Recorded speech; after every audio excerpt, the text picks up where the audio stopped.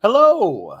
Hello, everybody. Welcome to episode 16. That's 10 over here and 6 over there. And that's 16 episodes of Get the Flick Out of Here.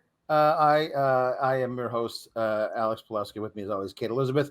We talk about weird, bad, crazy movies, apparently exclusively involving weird sci-fi comedy horror romps that take place in the late 80s. I don't know. We're going to stop doing that because Kate has reached her wit's end with such films. Just a little burnt out on the we self-effacing mystical parody type thing for a little bit. They were a ton of fun, but we've done a lot of them in a row.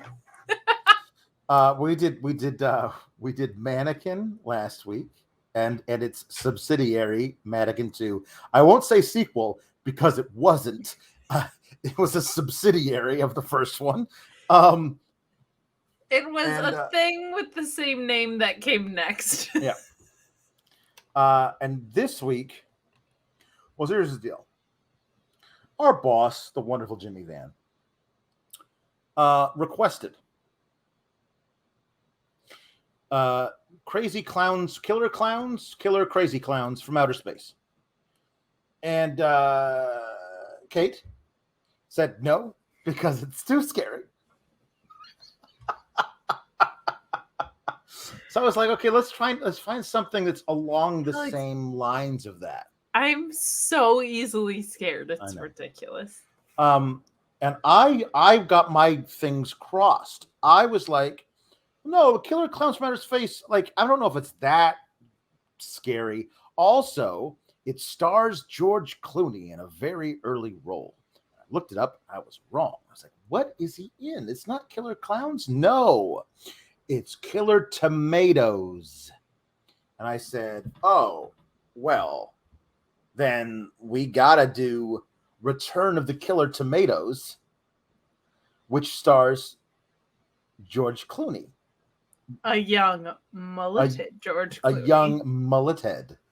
He is bemulleted. And he's the very, very best part of this movie. The only thing about the movie that is actually really good is George Clooney being perfectly cast and playing perfectly the stock character of horn dog best friend from the late 80s. I would even say it's a stretch to call that good. I think in the universe it was in, it was the best part of what it was in. I will go so far as to say it is the very best portrayal of that archetype in the history of cinema. I liked this movie a lot more than you did. But the one thing I was going to say is that Return of the Killer Tomatoes implies that they were here before. So in order to do that, you have to go back to Attack of the Killer Tomatoes. Because I am a very masochistic person, I have started to do too much research for these things, i.e. Going and finding the entire original script for The Room and looking at that and watching The Disaster Artist, which was the movie made based on the making of The Room, and do all that stuff. I actually went and I watched the entirety of Attack of the Killer Tomatoes, so I would have some kind of reference to what they were trying to do when they made the sequel, Return of the Killer Tomatoes. And it's a good thing that I did, because you didn't. And I think the reason that I enjoyed Return of the Killer Tomatoes, not enjoyed it, but didn't hate it, was because I had seen the first one. And so I was like, oh, hey, it's that character. That's cool that they got him to come back. That's kind of cool. Oh, that's a callback, a direct callback from that joke. All right. And if you hadn't seen the first one, you would have no idea. The other thing that I think made it more fun for me is that out of the blue, impromptu, I decided to do a watch along on my own personal YouTube channel, which is you can find by looking up Alex Sour Graps on YouTube. I don't have one of those fancy URLs yet because I don't have enough people subscribed to it. But all of you out there could do something about that. Hint, hint. And so a bunch of people watched it along with me, which is what a watch along is. And we watched Return of the Killer Tomatoes and had a blast very late at night on Saturday. And probably was like, watching movies with friends makes the movie more fun as opposed to like sitting and just what the hell is this? So Kate, I don't disagree with you. It's a bad movie. It's a really bad movie. I don't know if I've gotten the flick out of here on anything faster. It's a really bad movie. I won't argue with it. It was 1 star on Rotten Tomatoes, which I was like, well, that's funny because it's Killer Tomatoes. And 3.5 stars on IMDb, but I think there were only like 2 people that bothered to rate it. So I was like, much like The Room, this is going to go one way or the other, right? But this was not like so bad. It was like, you're tearing me apart, Lisa. No. This was just, I was unbelievably bored and found many a hole in the premise. Oh, of course. Yeah, their premise. There's no such thing as a premise here. I'm going to do a very, very, very, very brief review of Attack of the Killer Tomatoes, so that at least people who are watching this review will understand what I'm referring to when the things happen in Return of the Killer Tomatoes. Attack of the Killer Tomatoes was made in 1977 on a very shoestring budget, and it was one of the very first parody movies in that vein. Like, it precedes Airplane. Like, it was made before Airplane. Like, you think about like what Airplane was to the parody genre. Like, it is the thing that we all look back at. If you love parody movies, that's it. Like, that's the one that started the whole deal. But it didn't. This did. In this very odd way, it was parodying both like weird like alien invasion movies and things like that, as well as military movies, and basically the entire American government. Because if there's one thing that people did right in the 70s, it was distrust the F out of the American government, because they were like, wait a minute, what was going on with Nixon? And then anything that came out afterwards, they were like, no, you're all a bunch of yeah. So they did some really, really good stuff there. The first 10 minutes is actually kind of ingenious, where like the way they do the tomatoes in the first movie is they just have like actual tomatoes, and then they're like stop motioned as they like roll around, like it's very obviously stop motion. And then there's this weird sound that they make, which is that's the tomatoes. And so the very beginning, a tomato is being washed in the sink by this housewife, and then it eats her. And then we get these 2 hard-bitten detectives who show up the next morning as they're taking pictures of the crime scene. Like, hey, we don't have a murder weapon, no motive, nobody was here, nobody saw anything. What do we got to go on? All we got here is this blood-stained corpse. Look closer, Mahoney. This isn't blood. It's tomato juice. Like, it was like this. That's a funny thing. Like, I get, everybody knows the scene where the detectives are like, hey, this thing happened, and then you take that and you lampoon it. That's great. You get this whole thing where like the government is trying to cover up the government knows way more than they're letting on. And they have all these military types and scientists who show up, and they're supposed to have this impromptu field meeting, but they go step into the conference room, and it's a closet. Like, literally the table is as big as the entire room. Like, the chairs can't even really be pushed out. There's no way to get around the table. So everybody has to climb over it. And it takes like 2 minutes for all of these stuffed shirt politicians and generals and scientists to climb over this table in very funny fashion. As one guy says, I'm sorry, gentlemen, it was the biggest room I could get on such short notice. And the commitment to the bit of, no, we're just going to put the camera right here and watch all of these actors try and climb over this table in very funny ways. It really made me laugh. And I was like, oh, great. And then it's the 1970s. So they started getting into the homophobia and racism, and you know, you just have to you have to excuse those jokes, otherwise the movie doesn't exist. It's not great. Don't do it. Didn't laugh at them, but they were definitely right there, and it was like, okay, we're not gonna. That's not great. But the movie like starts getting more and more crazy. There's a hit song. It's a running gag. There's a hit song sung by some teeny bopper singer called Puberty Love. It was a terrible singer. And it's a puberty love. Really terrible song. And everyone like, oh, when that song comes on the radio, everybody turns it off. But it's always on the radio. It's number one. So that's a thing that runs through the whole thing. And that is the song that stops the Killer Tomatoes from killing Tomato Lee. Like, for whatever reason, when they hear that song, they just turn back into regular tomatoes.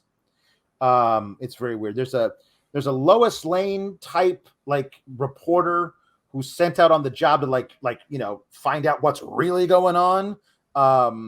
And there's this guy who was supposedly it was his fault to pay of pigs didn't work, but that's the only guy that the spies will give to the government to run this anti-tomato operation. And they give him a crack team of these commandos, one of which is a woman who's defected from East Germany, who's a gymnast. She's a very burly woman with pigtails, and one scene she eats a bowl of steroids. It's a box of Wheaties, but and it says steroids on it. So, it's that kind of joke from the 1970s. She gets eaten by tomatoes.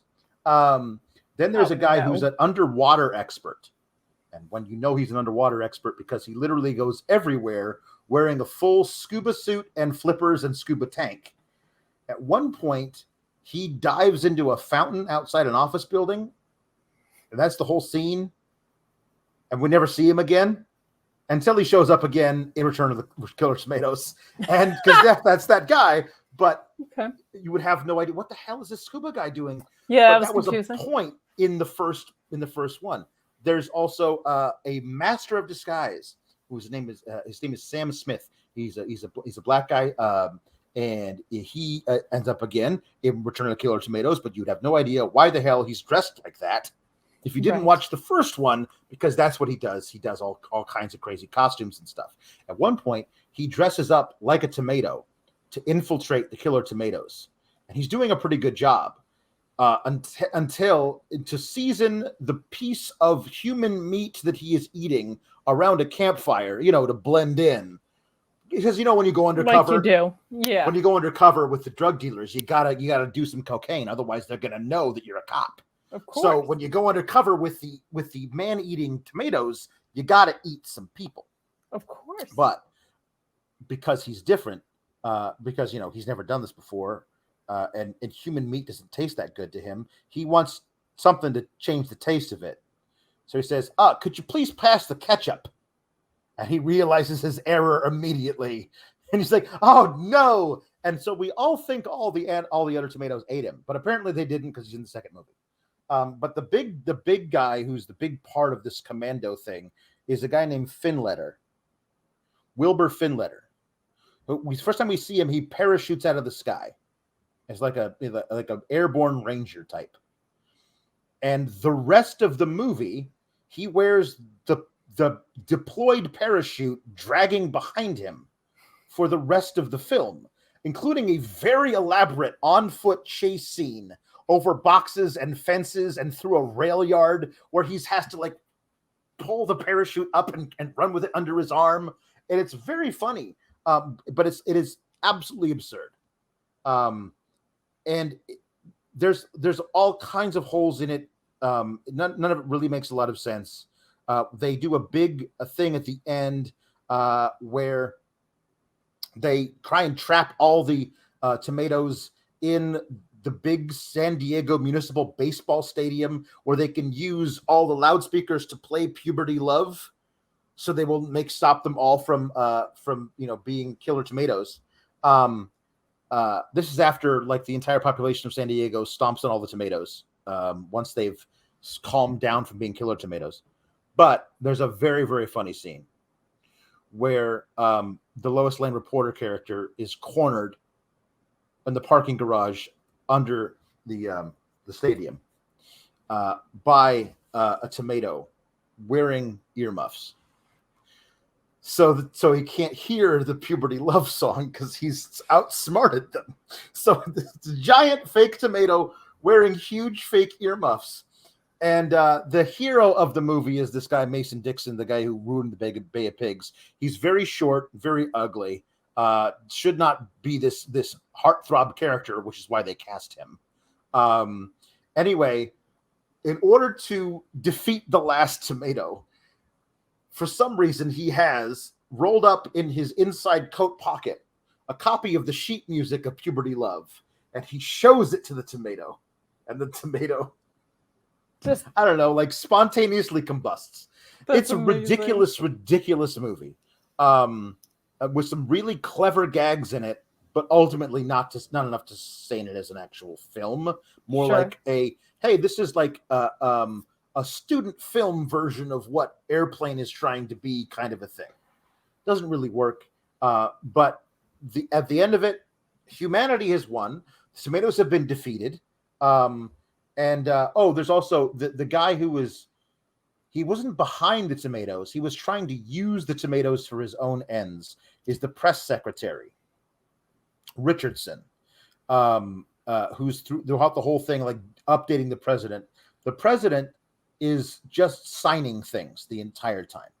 Like they're doing a Gerald Ford thing where like Gerald Ford is really dumb. Let's just keep him behind this office, let him sign some stuff so he can't, whatever. At one point it's like, we're going to drop a nuclear bomb on New York. New York, Mr. President, there's the tomatoes are nowhere near New York. You worry about your problems, I'll worry about mine. So apparently the people in New York don't like the president, I guess is the joke.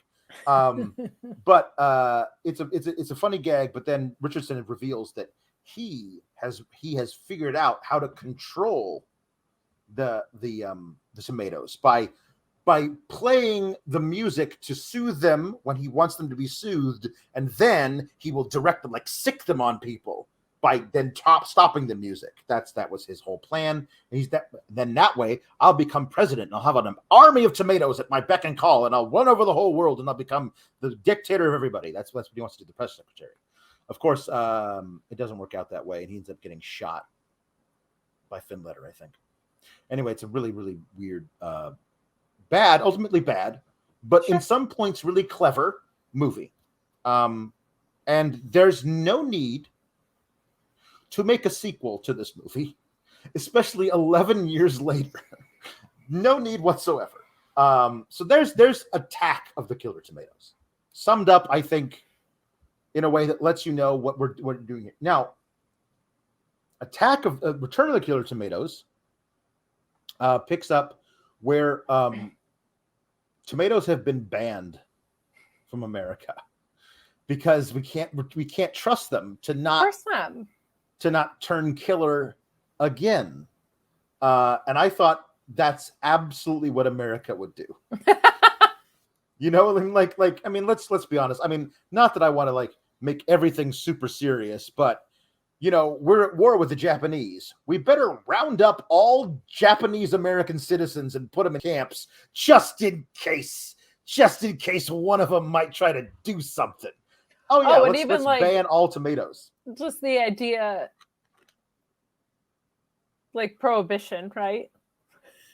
Like, how'd that work out? Like, it just made everything cooler, like in the underground, and made people richer. And there's a fantastic little sequence where there is a drug dealer who is dealing illicit tomatoes, to a very Italian grocery store owner. It's like, I gotta have my tomatoes. How am I gonna make my sauce? I got these tomatoes right here. There's some really nice tomatoes. Which if you're gonna have a parody, that makes sense. Anyway, the whole thing centers around what's the guy's name? the main character. What the hell is his name? Chad. Of course, it's Chad. Chad, and his roommate is Matt, and Matt is played by George Clooney.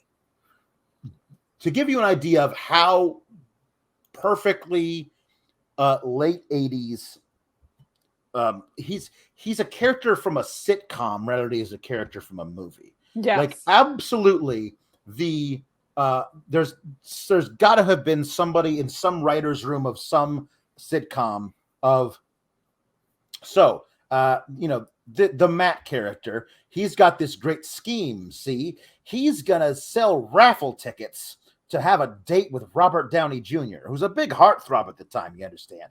There is no date with Robert Downey Jr., but in order to get a raffle ticket, you have to give Matt your phone number. So he's going to make sure that, and also a picture of yourself, so he can know which ones are the 9s and the 10s, and then he'll call them and say, I'm sorry, you didn't win a date with Robert Downey Jr., but the next best prize is a date with me, and that's how he's going to get laid, see? And that's all that men care about in the 1980s. It's a ludicrous little thing, but the way Clooney sells it, I think, is really hello, ladies. It's nice to see you. No, please don't forget the picture. He's so great at playing this type of character. It is. I said this while we were watching it on the little live stream. George Clooney is not allowed to be that funny. He's just not. You don't get to be that hot and that funny. You don't get to be that handsome and that naturally funny. Rude. It's just not allowed. Somebody should have stopped him at some point. Sorry, sir, you have to pick one. We're going to have to give you radical plastic surgery if you want to remain funny, or you're not allowed to tell a joke ever again. That's it. And he could still have a great career doing ER. He's great at drama. You don't get to be that funny though. He was very good at drama. But like if you watch him on like late night talk show interviews and everything, he would always be a very funny guy. And like, he tells jokes. But like watching him in a comedy, it's like, well, this is actually the realm that he was supposed to be in, but nobody let him because he was just so damned handsome. But anyway, I was trying to figure out who the hell plays Chad. It's like, I know I've seen that guy before. I figured it out. Were you a Seinfeld gal? Did you watch Seinfeld? Yeah. Do you remember the episode, it was in season 6, called The Jimmy? Oh my God. Where Jimmy is this guy at the gym who speaks about himself only in the third person, which is very confusing for Elaine, because Elaine thinks that Jimmy is talking about somebody else, but he's actually talking about himself. Also, George falls in love with this Jimmy guy because he's just so cool and he can jump really high. And Jimmy's just this total a-hole, and Jerry hates him. This episode is also famous because it's the one where Tim Watley, the dentist, played by Bryan Cranston, who was also, of course, from Breaking Bad, it was the one where he was drugging his patients and having sex with them, or at least having weird, like, pseudo threesomes with an unconscious patient and his hot nurse. That was also the same episode, which also happens to be the same episode where, because Kramer keeps going back to the dentist, he keeps getting shot with Novocaine. They think he's developmentally disabled because he can't speak. And then he's the guest of honor for the Mel Torme benefit dinner. All of that happens with the same episode. God, I loved Seinfeld. But that's where I knew Jimmy from, because I watched a lot of Seinfeld, because it was on at 6 p.m. while I was eating dinner all through undergrad.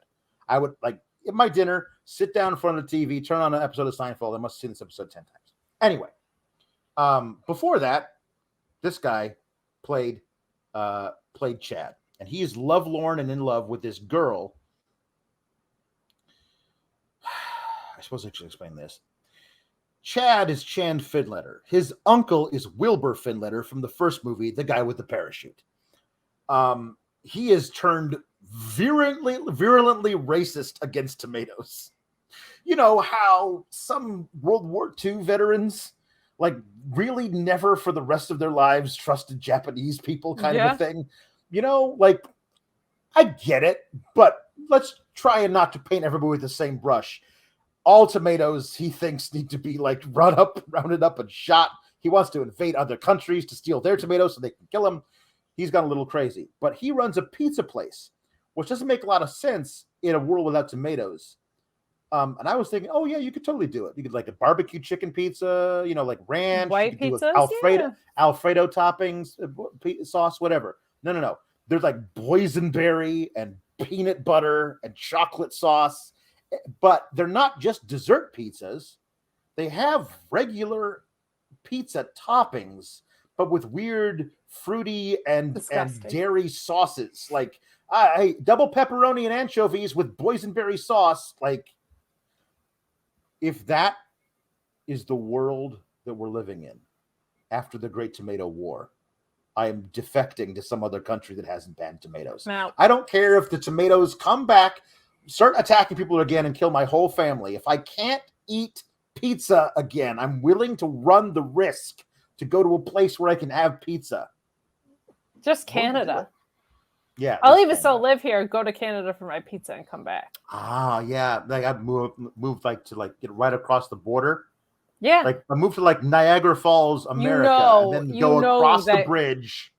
That Canadian border was stacked with pizza places. Oh my God. All over the place. All over the place.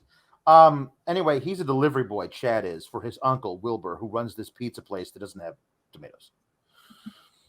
And he keeps delivering pizza to this old rickety house to this really hot girl who's very odd. Spoiler alert, the reason she's odd is because she's a tomato. The guy who lives in this house, who she is married to, even though she's like 20 and he's 70, is a mad scientist who apparently was responsible for the tornadoes in the first movie. They never tell you where the tomatoes came from in the first movie. We're assumed they're like aliens or something, but all of a sudden the tomatoes turn evil in the first movie. But apparently it was this guy's work all along. This guy, which means Richardson was the fall guy. Richardson was just, he realized what the tomatoes were doing. And he was like, I can harness this for my own ends. He had no idea where they came from, but he figured out the key to it. Now, He was shot in the first movie, but he's in the second movie. Apparently, the bullet didn't take. I thought we saw a scene of him being taken away to jail. Or did I make that up? He was shot, but he wasn't killed. Okay. I don't know. Like, they make it pretty obvious in the first movie that he was dead. Gotcha. But they just decided to bring him back because, funny. Sure. I love that at one point he gets carried away to jail the second time because they're trying to make him escape. And he says, "You can't do this to me. I was the star of the first picture." He was in a lot of the first movie. You can't do this. You can't treat me like this. I was the star of the first picture. But anyway, yes, this guy, Professor Gangrene, who makes tomatoes evil, is played by John Astin, who was the first ever Gomez Addams in the TV show The Addams Family. That's who that guy is. And so he's able to not only turn tomatoes evil, but he's able to make evil tomatoes into evil people. They're kind of brain dead, like a lot of them don't talk, but it depends on what music he plays. Will turn them, with this new contraption he's built, into different people. You play sexy music, they turn into hot ladies. You play this one particular type of militaristic tune, and they all turn into Rambo. So he's got a fleet of tomato Rambos. They all look like regular people, but they're all tomatoes. They got tomato brains. There's a whole bunch of Rambos who guard his place the whole time. They all look like Rambo. I did just feel like immediately here, why are they robotic cyborg people if they are tomatoes? I don't have an answer to that. Nor did they. No, they don't have an answer answer to that. But I guess it's to how you were able to distinguish between tomato people and regular people. They got big old red eyes that light up sometimes. That was fair enough. Tara the tomato, is gorgeous, by the way. Like one of the most beautiful people I've ever seen in my life. Absolutely gorgeous. But she's also very robotic. Doesn't say things people would understand. She's very upset. She's very upset because so Gangrene's going to do this. He's going to break Richardson, the press secretary. He's going to break him out of jail and make him president. Of course. Basically, they're going to run the whole thing from the first movie again.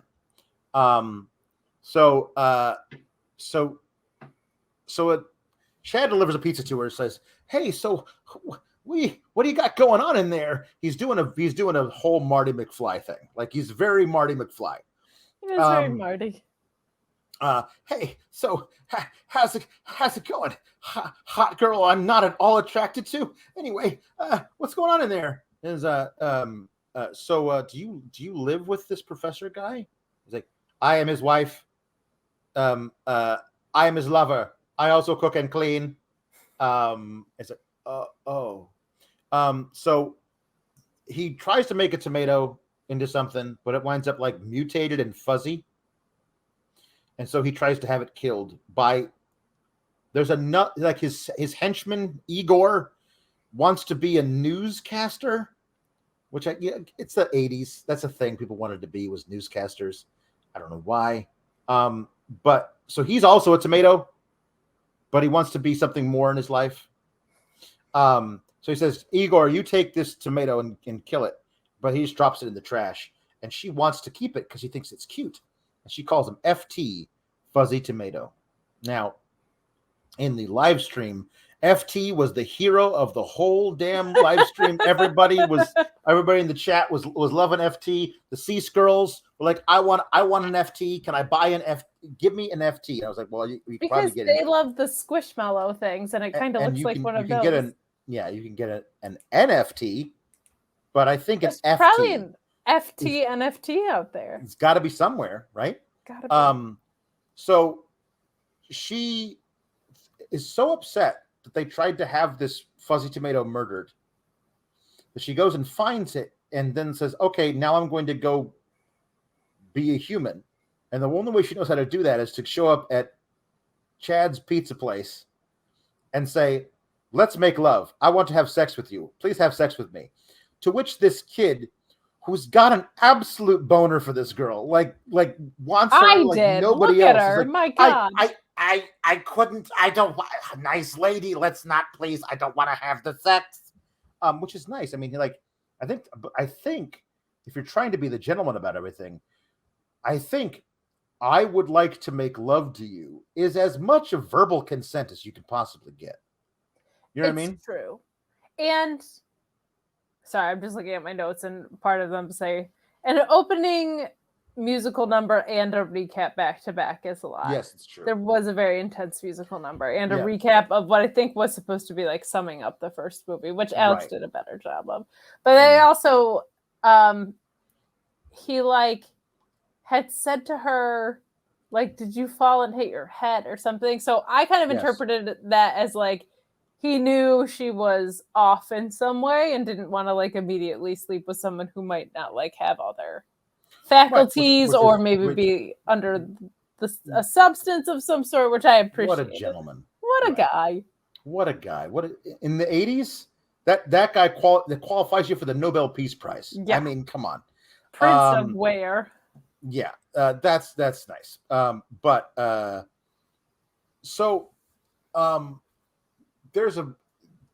He ends up taking her back to his place. And George Clooney shows up. And he's going in, he's always brushing his teeth in this movie, which he really is. I find very charming. And like his little weird little quirk. But he shows up. He spent the night at a lady friend's abode, and he shows up and he goes in and he goes into the bathroom to brush his teeth. And behind him in the shower is Tomato Tara. And Tomato Tara. And she gets out of the shower and he turns around it's just like the take that he gives to her naked breasts is just so over the top, but so somehow it is skeevy and endearing at the same time. And he tries to wake up with hey, Chad, wake up. What's going on, buddy? You got to tell me what's happening. What is happening here? And so he's the guy who convinces her, like, she's really hot and she appears to be super into you. She's making both of us breakfast. I think you should marry her. Like, he did say, like, she cooks, she cleans.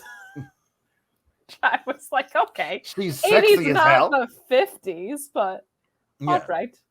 Yeah, well, I mean, like, listen, these guys obviously don't cook and clean. Although Chad is the master of making pizzas, I guess. Yeah, and Clooney's always brushing his teeth. There's some sense of hygiene. That is true. That's true. So anyway, there's a whirlwind romance montage where in the first scene of the montage, they meet a mime who's a little bit too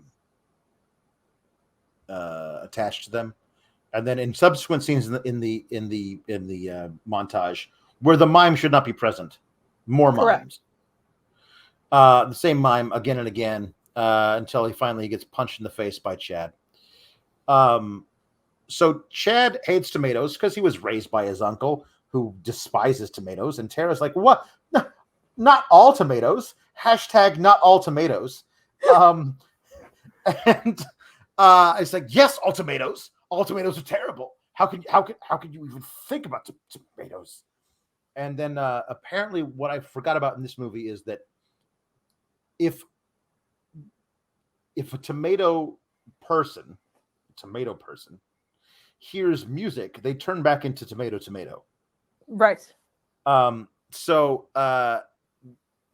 while Chad is going to the bathroom at this very fancy restaurant, because he's just so disgusted by how much she loves tomato lover. I have to go urinate to get myself away from this place. I have to think about some things. Yeah, right.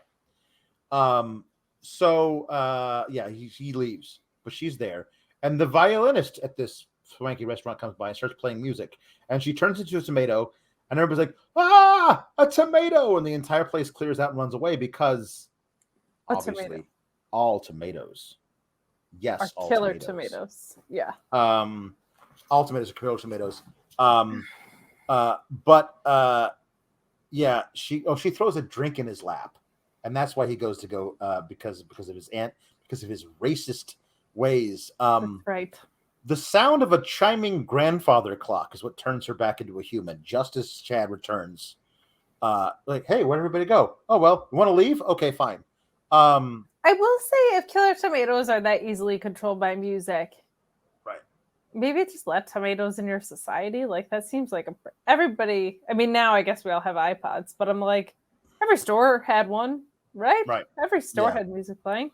Yeah, it's very odd. I mean, like, I guess it would turn regular tomatoes into evil people, and then you could turn them back. So, like, you'd have, like, every now and then, every time the song would change, you would just have tomatoes going from human, tomato, human, tomato. That's true.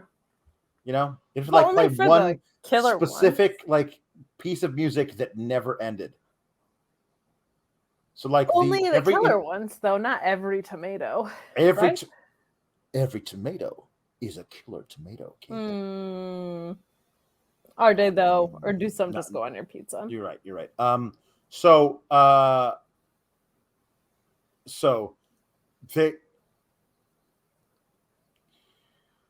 Igor is sent in a garbage truck to go to the prison, which is where he communicates with Richardson. There's actually a very clever little thing where he walks up to a sign that says, "Real criminals this way, politicians this way," and he follows the politician sign where they're all being waited on hand and foot by butlers and hitting golf balls on a driving range. Because they're politicians, not really criminals. So that's why he's able to communicate with Richardson about when the plan is to break him out. Also, he goes and to a toxic waste dump and retrieves some toxic waste. He doesn't dump it. he gets some and brings it back to. That's how they turn people into tomatoes using the toxic waste. So this is where Chad realizes that she's a tomato. It's the most horrible thing in his life that she's a tomato, but he's in love with her. He's got to get her back. You know what I mean? And which, like, right there, right? Like, you're in love with a tomato. Maybe the next step for you is therapy. So Chad watches. He watches through the little hole in the basement foundation of this place that he sees Dr. Gangrene transform a tomato into a person. He's been tailing Igor to and from this toxic waste dump in really funny ways too. Like he falls off of his motorcycle every time he stops, and he sprints really way too fast to get from place to place to hide. It's ridiculous. So toxic waste dump also just very accessible to, like, anybody. The town children. We see a kid. There was a child there fishing in the toxic waste dump. Yes. So Literally. just like maybe it shouldn't have like taken so much to click for people. You know what I mean? Yeah, like you're toxic right. waste dump, produce coming alive and killing everyone. So true. So true.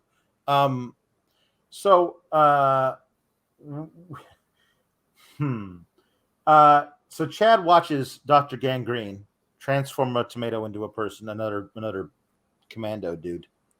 And he runs home and he finds Tara eating plant food. And he loses his mind. He just screams out. And then is that where FT runs away or something? And they have to go chase I think so, FT. yeah. FT is literally being stomped on by people in the street. It's a tomato. Let's kill it. This is amazing. Americans. A very astute observation. So he is convinced that Tara, while being out, has been turned into a tomato herself. And he finds a tomato at a grocery store and is convinced that it's her. And he keeps taking it with him everywhere. At one point, it gets squashed, right? Something bad happens. Something bad happens to the tomato, and he's like, "Oh the love of my life, and she's a vegetable, and now she's squished. What will I do?" And George Clooney's like, "Listen, it's fine. I mean, I'm sure it's a fish in the sea." I want to bring up a scene in the movie that I honestly loved, which is the breaking of the fourth wall. Like, tickled me to no end. Guys, what are we gonna do? Do we have the money to do the rest of this movie? Like, we are out of money.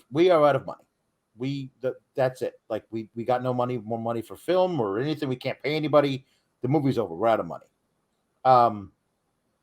Then George Clooney, who's seated in a makeup chair with one of those little makeup bibs around, as the women, like, on the makeup chair, like, making up to look more handsome and fanning him with whatever. He's like, I think it's actually it's time. Like, people, I think it's time. It's the 80s after all. I think it's time we go to product placement.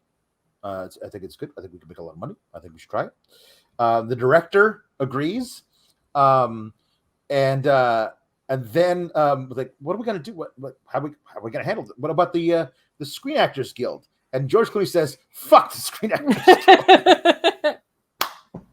which I just thought was so funny coming out of Clooney. I almost hated it because I thought we were gonna get this like movie inside a movie thing, and I was like, if they waited an hour and 10 minutes to give us a Bob Newhart ending, I was gonna be so pissed. But then when Clooney came out, I loved what they ended up doing. And then a representative from the Screen Actors Guild immediately shows up. Like, yes. What do we do? We have to pay all these people. If you're getting money from product placement, you got to pay all these people. Everybody here who has a line, $400. Like, well, that person, he just said something. He's got $400. I get paid $400 because I'm in this movie now. And it's like, nobody else talk.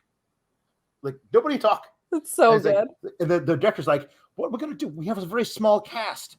I'm playing 3 parts in this movie, says the director.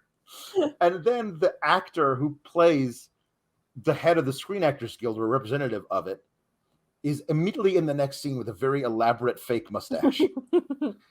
It is Clooney behind the counter of the pizza place, and Screen Actors guy comes in. As he walks in, he kind of looks at the camera like he knows he shouldn't. And he's like, "Hello, sir. I am very parched. I would like something to drink." "Oh, would you? Would you like?" And he's just keep showing all these. "Here, have this, have this, have this." "Oh, you know what I love? I love a good Foster's." And it's just very funny.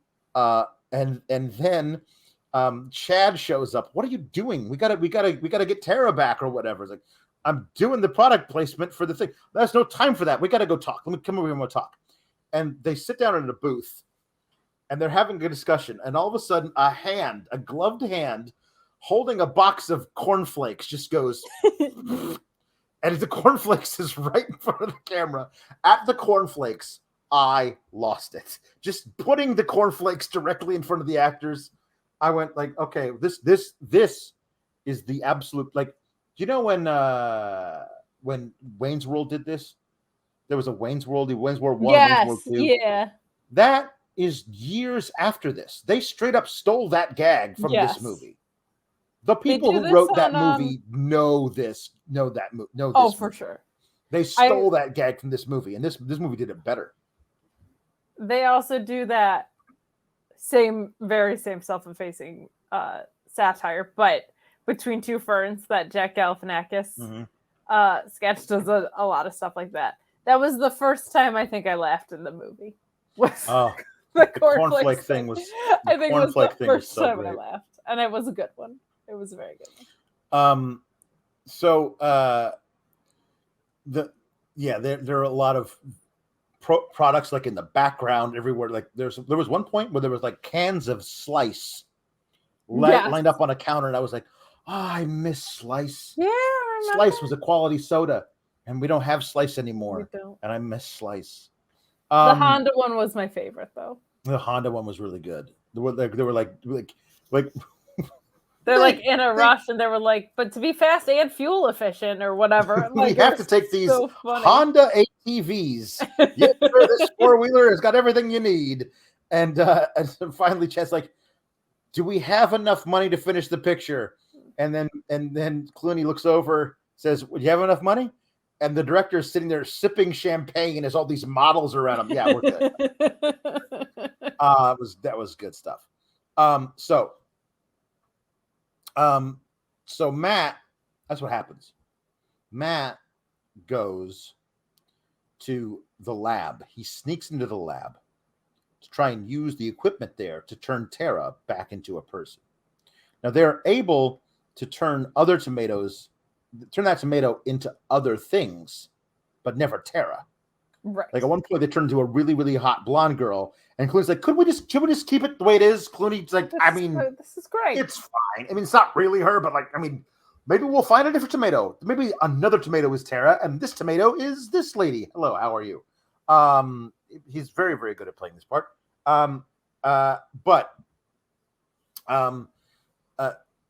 Dr. Gangrene shows up and squishes the tomato.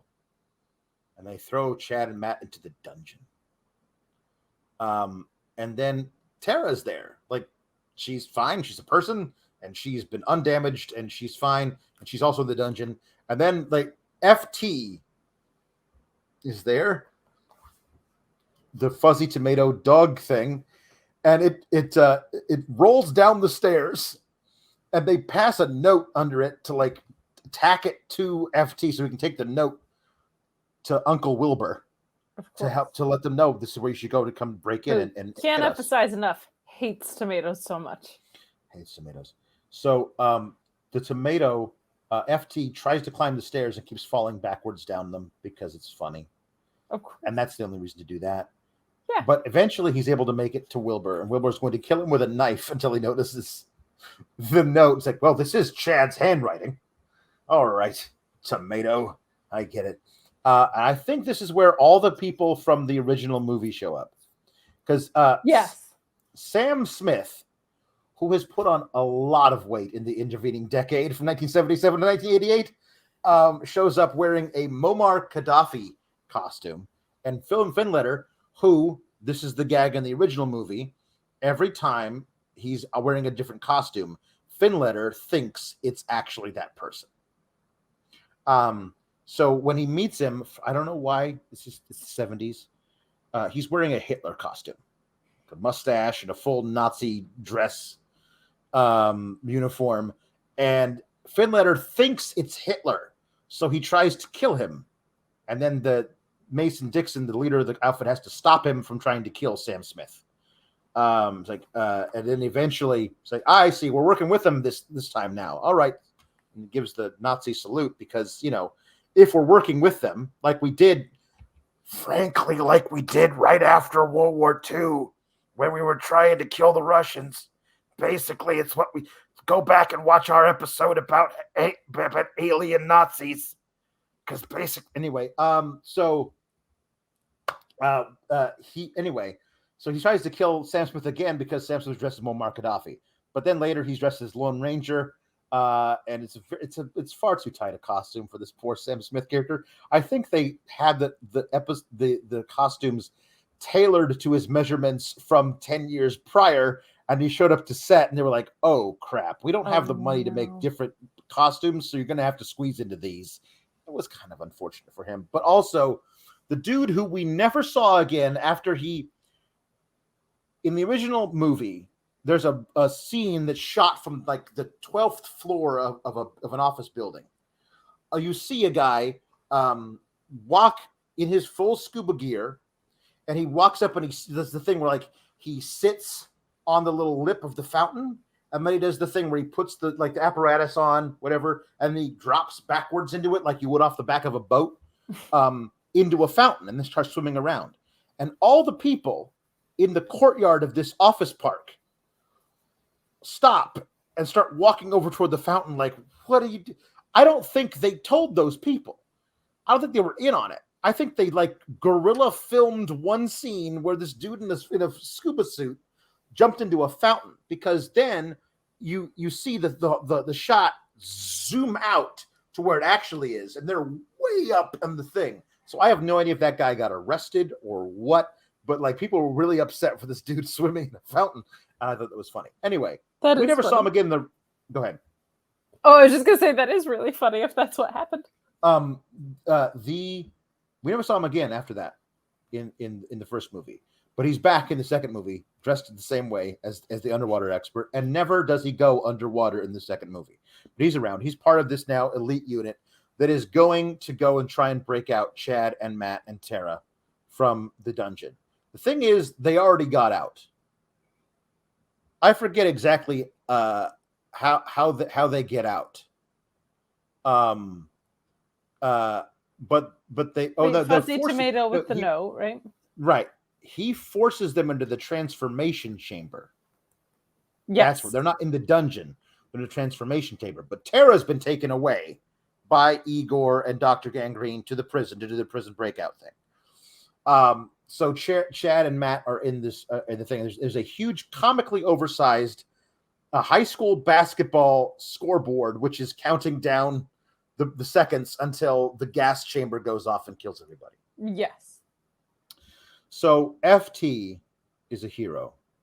And he sacrifices himself, or tries to, many times actually, to go and have a diversion to get all the Rambos to chase him off the property so that Uncle Wilbur and his crack team of commandos can infiltrate the estate. They're all walking through, trying to figure out where they're going. Sam Smith comes across a labeled door that says China Closet. And I was like, oh no, this is going to be a very unfortunate gag. And he opens it, and it's just like a shot of the Great Wall of China. And I was like, well, in the grand scheme of things, that's probably about the best joke you can make. Like, all right, okay, yeah, yes, because of course we in the movie we covered before the Weird Al Yankovic UHF. They were there were some Japanese fellows stationed in a supplies closet, and then when they opened the door, they yelled supplies as though they were saying surprise, and that It's is racist. racist. So this Great Wall of China exists in China, so technically it's not racist. This they bring a bunch of tomatoes with them and change them all into rainbow guys at the prison. The bad guys do, so they can do this whole stealing of everything. But so Finletter finds him in the basement, but he's wrapped up in his parachute and barely just in time gets to touch the. Oh, by the way, Matt or Chad calls a timeout, and there's a referee. This is my favorite part. I love this. So much. Referee's like timeout, and so they have more seconds now during the timeout for Wilbur to try and find his way to the off switch. And at one point, Clooney says, "Hurry up! That was our last timeout," which great. I just thought was, which really and then made me laugh. The timer runs all the way down. There's like a good guys versus bad guys scoreboard, and they like put up more points, which I thought was cute too. That it was like this countdown clock and then turned into a proper scoreboard was pretty fun. Yeah, I thought that was very funny. Eventually, so Chad, Matt, Wilbur, Sam Smith, and the scuba gear guy and FT have made their way to the prison, lickety split, and I believe it's on those ATVs. And they get there, and they're still staging the breakout.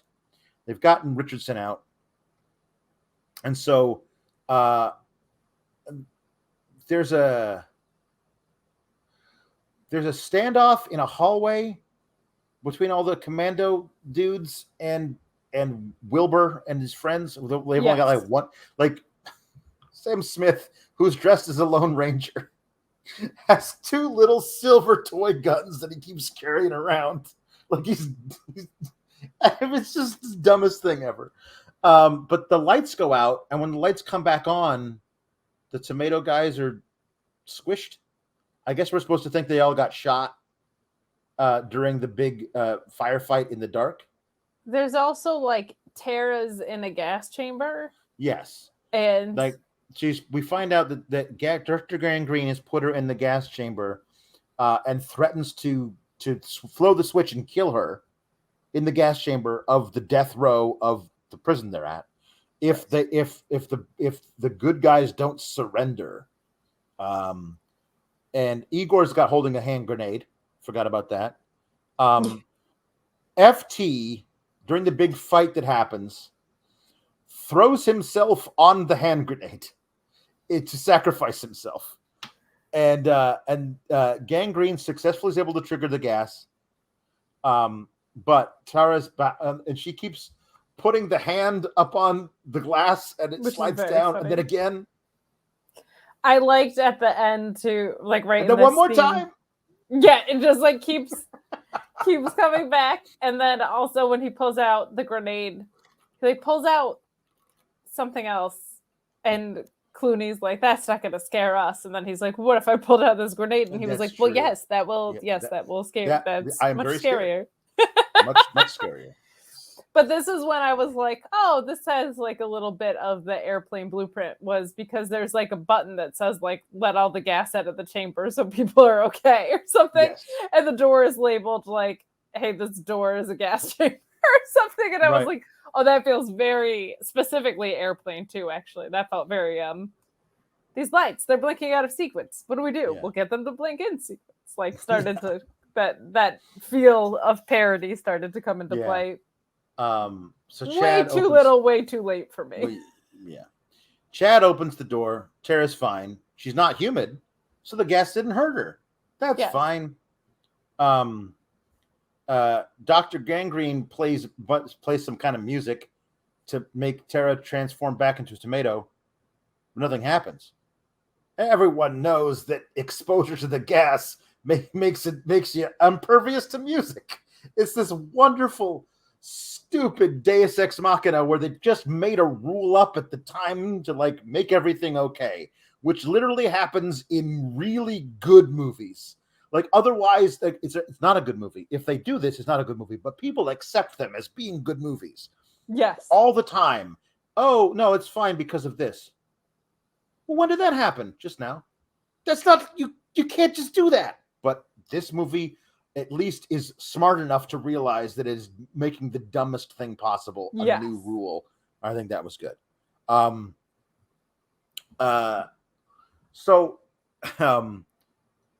They take Dr. Gangrene away. Richardson is arrested again, where he says, I was the star of the first film. So the town is celebrating all the heroes, including FT, where they've made a whole line of FT dolls. And this is where the Cease girls were like, I want one. I want an FT doll. And I was like, of course they do. I'm fairly certain at one point they actually like this movie was successful enough that they made a Saturday morning cartoon show based off of it that ran for 2 years. I don't know how. You can thank Clooney, my friend. Well, I guess he wasn't a star yet, but like, they made it for $1 million and it grossed $5 million. That's a 5 times profit, honey. That doesn't. That is insane. That's pretty good, actually. So like $5 million was the budget of The Room, and it felt much lower budget than this. Yes. There's a point where Uncle Wilbur and Sam are waving to the crowd and everything. Hey, anybody seen Matt? And Sam says, "Oh, he went back to that underground lab to destroy it and make sure nobody ever makes tomatoes into anything ever again. Ah, what a good boy that Matt is." And the last thing we see is Matt running into the surf on the beach with a bunch of scantily clad tomato ladies. And it's very obvious that that's what he's done. He's made himself a harem of tomato ladies because that's what you do. The original gag at the very beginning of the whole thing is that there's a, hey, this is your crazy midnight movie. And if we call you and you say the secret word, then you get all the bonus money, which is $9.28 or whatever. So keep watching the movie. If we call you whatever, I think they call Dr. Gangrene on the phone that the governor would call to give clemency to an inmate, whatever, says, you know the secret word or whatever. It's like, I don't have time for this. What the? And then that's when the confetti drops, which is what I think allows them to get the drop on him and start the big fight or something. I don't know what. But anyway, the original Crazy Midnight movie they were going to play was Bikini Girls Go to the Beach and Take Their Tops Off, I think was the name of the original movie. And so then they changed it to, I think at the end, Tomato Girls Go to the Beach and Take Their Tops Off is the song that plays at the end over the credits. But then it's revealed that there are a bunch of carrot commandos that have murdered everybody who was original hosts of the "we're going to call you and ask you what the secret word is" crew. And so they were teasing a sequel. There were 2 more. I don't know that any of them had carrot commandos. Well, we see Chad drive off with what's her name, Tara, and right. Her eyes turn all red and tomatoey too. Oh, that's right. Yeah, she's a tomato too. But then, how did she survive the gas? Who's to say? I don't know. That's a good question. I want to know what the names of these things are because there were more of them. Well, there was one that was just Return of the Killer Tomatoes 2, right? And then I think the last one had a different name or something. They were going to make a remake. But then they canceled it. And they were going to do a reboot. That's a shame. There's a reboot that Filming began in July 2019, and there's been nothing. Oh, So, darn.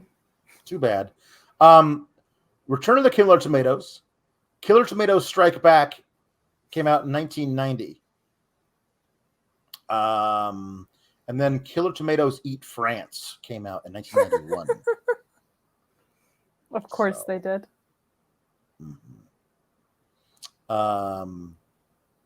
Yeah. There was Attack of the Killer Tomatoes, a cartoon TV series which ran on Fox Kids. For how many seasons? September 1990 to November 1991. Repeats aired in 92 and 96, and on Fox Family from 1998 to 2000. How many episodes did they make? That's interesting that the show was on. There were only 21 episodes made, but it aired for like a full year. Wow. I think it's interesting that the episodes were on while the movies were like it was on TV the same time that the sequels were being made. It's kind of an interesting thing. Yeah. Weird. But yeah, in this one there are actual real tomato characters. Like Zoltan was a tomato commander. It has all these people. They were real. They were actually animated tomatoes with faces and stuff, which never appeared in the original movies. Like they never had faces. They were just like tomatoes or fake tomatoes. I don't think I saw the cover art, and I've like just Googled the franchise. And the like open can with the tomato breaking out of it is some pretty clutch work. Yeah, pretty good stuff. Good stuff. So like the original, I gotta find this kids TV show. I never watched an episode of this, but like I was 10 when this thing came out, which is prime like get up before your parents do and watch cartoons and eat bad cereal all morning. I was but a wee child. I wouldn't remember such a thing. But like, so I wonder why I never saw. I must have been watching a different, because whatever's on ABC Kids is different than what's over on CBS or NBC or Fox. You can only watch one at a time. So I don't know what was gone at the same time, but I must have missed it. I gotta find these things because it's actually like Dr. Gangrene's in it. Igor's in it. Chad Finletter's in it. I can't believe you saw this and are like, I need more. Listen, this is how my brain works. I know you're a completionist. I am. It's a weird OCD. Like I don't have any. There's a lot of people that just are. Like they need to see it. I don't have any interest in watching the Return of the Killer Tomatoes 2 or 3 or whatever the rest of it. But the show you France. But I just want to see I want to see one episode of the kids cartoon show that was based off of this movie. That like this movie was apparently successful enough and well thought of enough. Let's base a kids cartoon show off of it, and here's what it is. That's what I want to know. I'm sorry. Sounds like bonus content.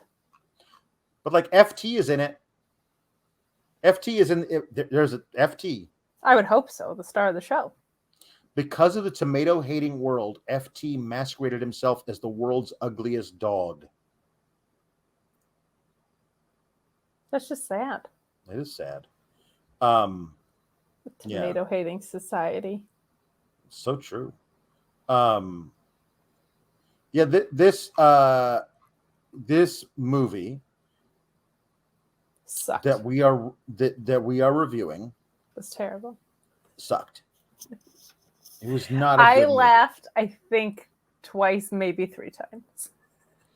I'm not a big laugher when I watch movies. I mean, occasionally. I think I had emotional reactions. Of any kind at the fourth wall scene once Clooney came in. There were the cornflakes thing and then the Honda. That was it. There were some moments that I did laugh in this, but I it's really bad because I shouldn't be this kind of people, because these kind of people are not good. I am a that's funny person sometimes. Sometimes I will recognize the artistry of the joke being written, the joke being delivered, and I will say to myself, "That's a funny joke." I won't think laugh. That's bad. Those are the worst people. I now if I'm at like if I'm at like a live comedy event, like a stand-up comedy or a funny theater performance, I will laugh. But if I'm sitting alone on my couch, I'll be like, "That's funny." I won't laugh. No. See, I don't think that's bad. I think that means that you're intelligent to recognize when something is a fundamentally sound joke, but it's not necessarily your taste. If it's your taste, you'll laugh at it. But you can acknowledge something is good comedy and not find it that funny. For example, there are a lot of times when we are doing our show and you will say something funny and I will give you a deadpan look that I think enhances the comedy, even though on the inside I am laughing. Like right now. You do, and you'll go, "That's good. That's good. That's good." I'll do that. I was like, "That's good." You do that. I do. And I think it's funnier because if I laugh along with it, sometimes it's involuntary because you will do something ridiculous and stupid. But I will laugh. My wheelhouse, baby. Ridiculous and stupid. There you go. And I will laugh. But sometimes you'll do something that you want a reaction out of me from. And I know the funniest thing to do is to no sell it. So that's what I do. Usually it's a really bad pun in those situations. Mm-hmm. And I want to laugh because it is funny. But I know that it's actually funnier if I don't laugh. Why are we doing that? We're giving everybody the secrets to why we work. So oh my gosh, we've said too much. See? That's good. No, get the flick out of here. The only thing I will keep, and I will say this to anybody, like, I don't know. I mean, it's a weird thing to say now. People are like not really. If you're a George Clooney super fan, you owe it to yourself to watch at least his scenes, because it is crazy to me. It is crazy to me that like 6 years between this movie, this trash movie that he was very admittedly, I think, very good in.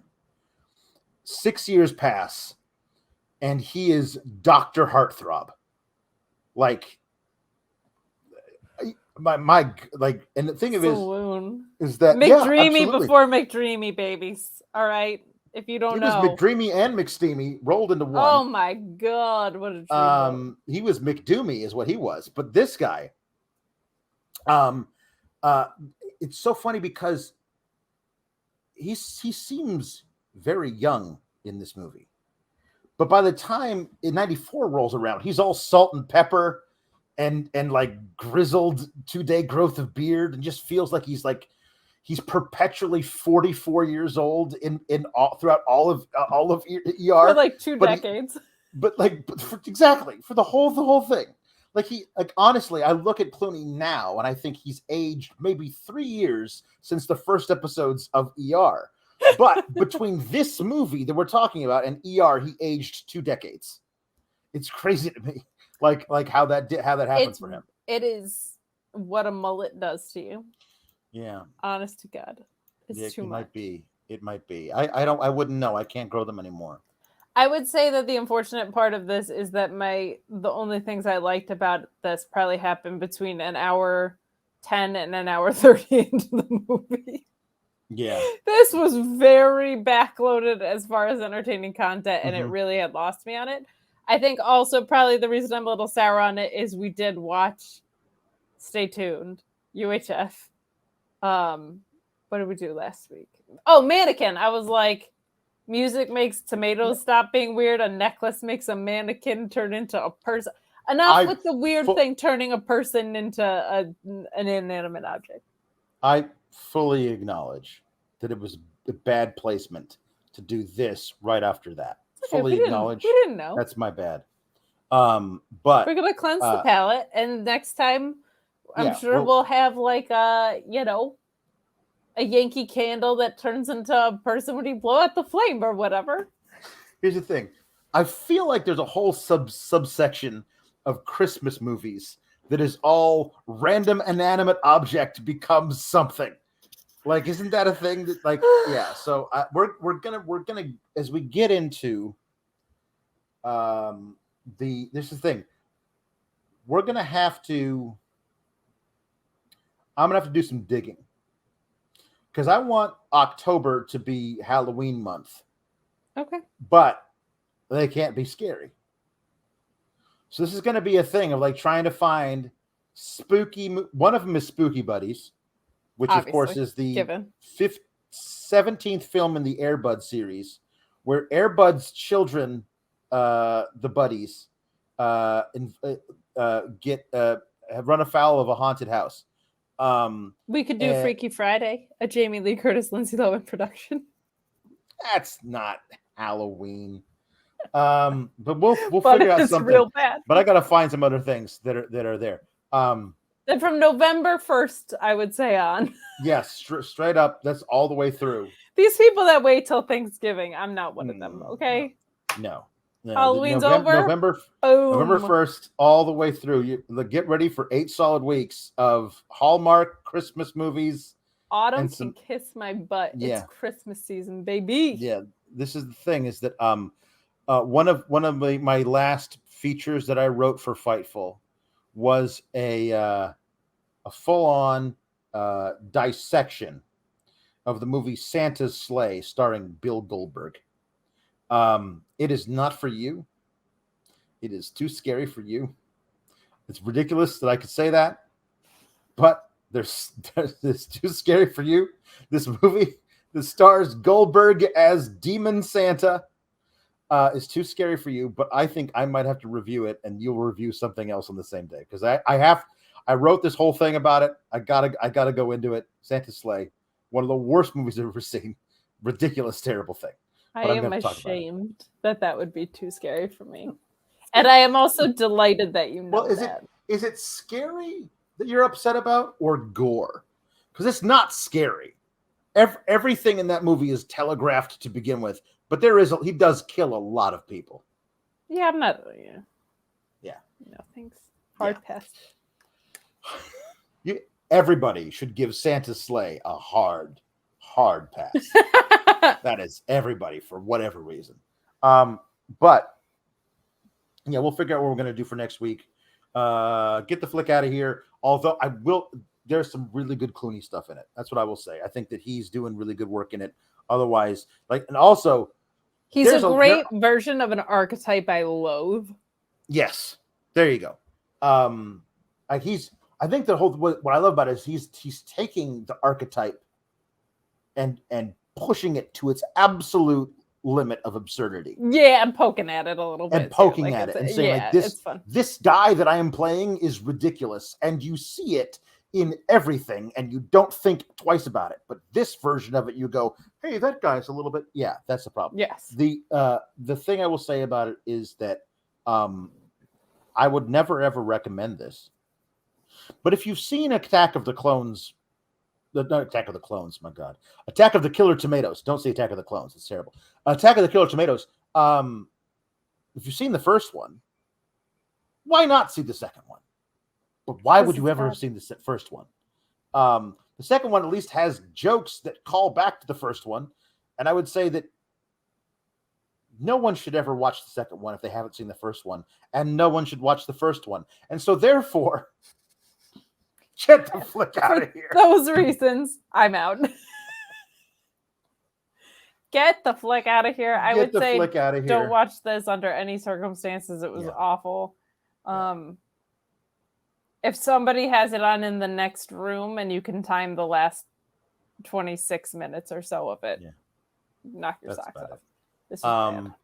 Yeah, so hey, follow me on the Twitter at Alex Sourgraps. Also, Alex Sourgraps on YouTube, where I'm doing a lot of gaming streams and watch-alongs and things, trying to get those subscriber counts up.